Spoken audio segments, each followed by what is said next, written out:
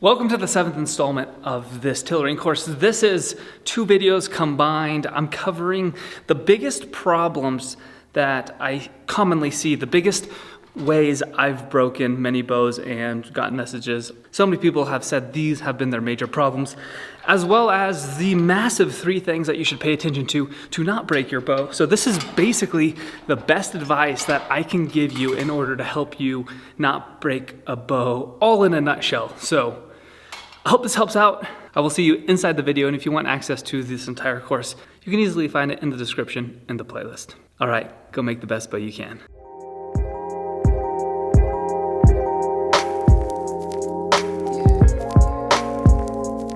The idea behind this segment is to give you an idea of why bows break, or what's the most common problems. I've been privileged to help a lot of people make bows and teach it a lot, and there seems to be reoccurring patterns that happen when the bow breaks, and there's 3 main reasons. So the goal here is to cover those 3 reasons, and hopefully that can help you foresee them before they happen to you. The first and probably most common reason a bow fails is because a hinge is created. And a hinge is only created when too much wood is removed off a single area of the bow. So this is just from not having an even tiller. But the key with the hinge is it's normally created because the bow was overstressed. And so if you're shooting for a 40-pound bow, you don't really want to pull that bow down beyond that 40-pound weight. And if you do, it can overstress a specific part of the bow and cause a hinge. And that part may have been okay. Just going back and forth and tillering it, it might have been fine if you never would have stressed it beyond your desired finished poundage. And so to avoid creating a hinge, use tools that are controllable, take your time, and don't pull it past your desired finished poundage. I'm gonna create a hinge in this bow so you can see what it is, or what it looks like, so that you don't have to later on. This is a bow I built about 1.5 years ago, and I don't actively shoot it, and so I can use this as a demonstration. So what we'll do is we'll create a hinge right here by doing what you shouldn't do and attacking it with a bandsaw. No, not the bandsaw. We'll attack it with the belt sander.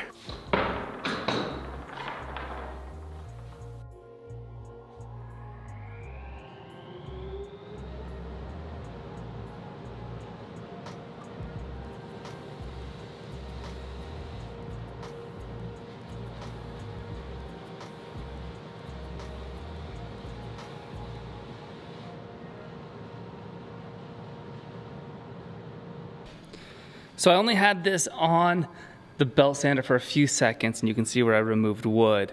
Let's see if this changed anything. So my prediction is we're not gonna see too much at the beginning, but as you exercise the limbs, it's gonna forget that memory, and then you'll see how the bow is affected. So you can see it start to form right there on the left limb.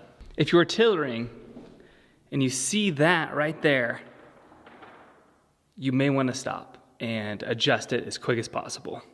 What really shows how the tiller's changed is how much that left limb's bending more than the right, especially the middle of the left limb. That is where a hinge starts to happen.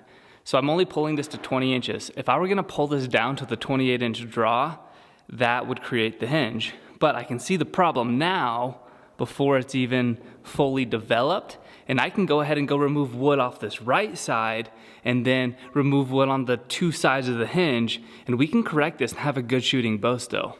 But if you pull it too far with too little of wood in one area, the bow may break. And this is because wood has memory. It wants to remember its previous position. It's looking for that equilibrium or what it's used to. And so when you overstress a limb, that specific area of the bow, that specific wood, it's thinking, oh, this is my new normal. But the problem with that is, if that goes beyond the stressing point of your finished bow, that's the hinge. And so leaving that at 20 inches, that's probably gonna be okay because that point is bending at that specific level of stress, but I can equal out the other limb and right next to it to have the whole bow at that stress level, and that's gonna drop the poundage to maybe a 25-pound bow. but it didn't create the hinge. But if I draw that bow down further to that 28 inches, it's creating so much stress in that one area. If the whole bow was tillered to that, you're not gonna have a bow left. And an extreme example of this is the bow breaks, right? And so that's how you wanna avoid the hinges, just by paying close attention. Know the wood's got memory, because the more I draw that down, the more that hinge is gonna get more prevalent and more prevalent. I don't wanna do that yet because I might wanna fix this bow later on, but that's the quick example of how to have an eye for a hinge starting to form so you can correct it before it's an unfixable problem. My absolute favorite way to make sure you don't remove wood in the area you shouldn't is not to mark it and say don't remove wood here, but it is to put a piece of tape where you don't want the wood removed. And you literally can't without removing the tape. That's the best way to make sure you don't continue making your hinge worse, because you'll need to remove wood on this side of the hinge and on this side of the hinge to even it out. And to make sure you don't make this part worse, just throw some tape on it, and that's gonna help out a lot to not remove wood in that area. Second thing I see quite often is that the bow just breaks near the handle. And with a D bow, this happens quite often, and the reason is because it can be deceiving on the tiller, because the handle on a traditional D bow is gonna be non-bending.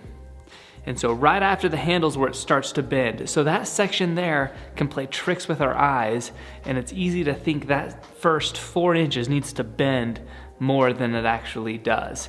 You want it to taper off gradually from the handle into the limb, because you don't want that first 4 inches bending as much as the mid limb, because if it is, then it's gonna be holding more stress and it breaks there all the time.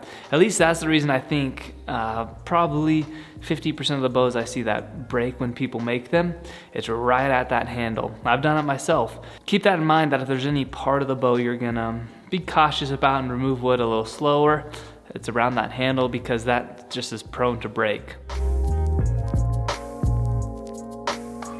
And the third reason I see bows break all the time, and this is why the Willow Bow series doesn't work a lot of the time, is because there's not a sufficient bow backing for the bow you're trying to build.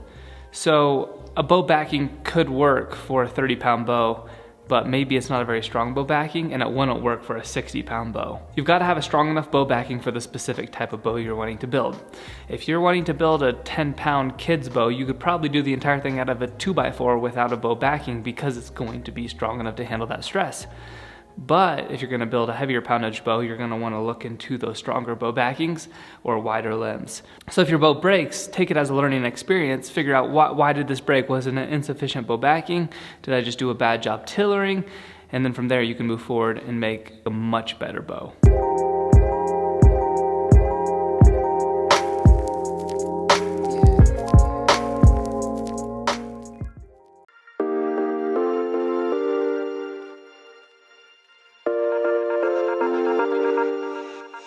The big three, this is crucial. This could be the most important video you watch before you start tillering, because there's the common problems that happen, but there's the big three we can pay attention to in order to stop those common problems from happening. The most common problems, well, we've got limb twist, we covered that, and hinges, and the bow breaking, and overstressing the wood. How do we avoid those common problems? Let's jump right into it. The first thing we want to do is exercise the bow limbs.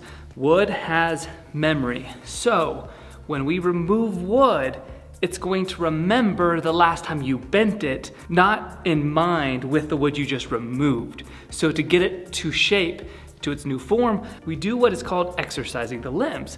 Basically, we just want to stress the limbs to an appropriate poundage 20 to 30 times, and then we can take a new reading.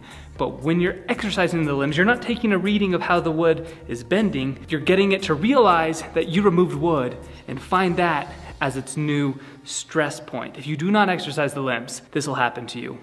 You remove some wood, you go to pull it to check it, you check it and nothing changed. So you remove more wood from the same location, and then you check it again, nothing's changed. Remove more wood from the same location, put it up, and nothing's changed. What's going on? Let's do it one more time. Remove more wood, put it up, check it, and then you've got a hinge. It happens that quick when you don't exercise the limbs. The first way to avoid problems when tailoring is to make sure you exercise the limbs. There's two ways to exercise the limbs. The first one is to pull the bow back. So basically, you could measure the distance from your shoulder to your hand. And for me, I've got about 17 inches. And so I know 17 inches is to my shoulder. And so I can pull this 25, 30 times that 17 inches. I can come back further to where I need to, depending on where I'm at in tillering. And that's the quickest way to exercise the limbs, is just to give it a pull. And you work out your arms and you get exercise the limbs. You'll be doing that a lot. It's a physical way to do it, but it's a fast way to do it. The second way is to throw the bow up, and then you can put your scale in between your pulley and the string. So you know where your finished draw weight is. Boom, let's say I hit it there at 35 pounds. Now I'm not gonna go past my finished draw weight.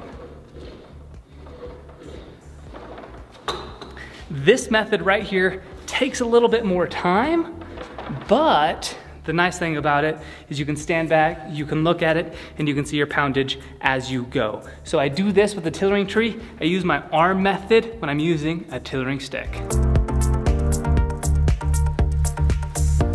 The second thing, which we already mentioned, but that's to not pull your poundage past your finished draw weight. So before you start, you know that your poundage is gonna be 30, 40, 50 pounds, 45 pounds, whatever you decide you want your finished poundage to be, do not draw the bow past it, and you will avoid creating a hinge. Very important, but very simple to follow. And then the third of the big three is to check the thicknesses of the limb. So check the thickness for limb twist, and you can also check the thickness from the upper to the lower limb, just to make sure they're pretty even and consistent. You can do those checks every once in a while, just to make sure you're not getting off track. So to avoid problems when you're building the bow, when you're tillering the bow, think of the big three. Exercise the limbs, don't pull past your finished poundage, and check the limb thicknesses. And with that, you're gonna be so much better off than so many people building bows, because you're checking the three most common problems and you're preventing them before they happen to you.